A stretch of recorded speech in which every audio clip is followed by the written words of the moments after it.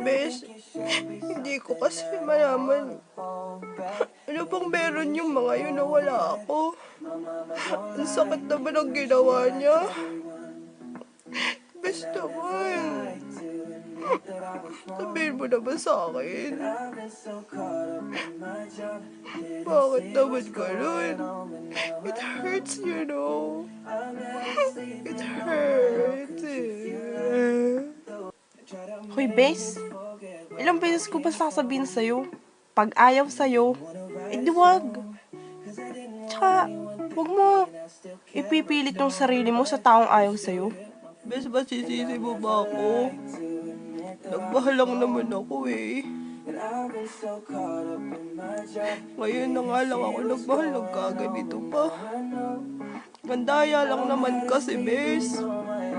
Ginawa ko naman yung lahat. Halos lumunok na ako ng pako.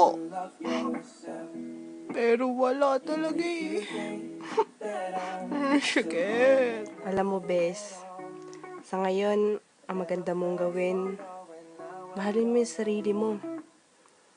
Kasi, kung may tao mang magmamahal sa'yo kung sino ka, yun yung sarili mo.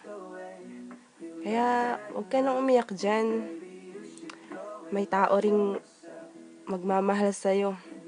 Yung tapat, hindi ka sasaktan, at ipaglalaban ka.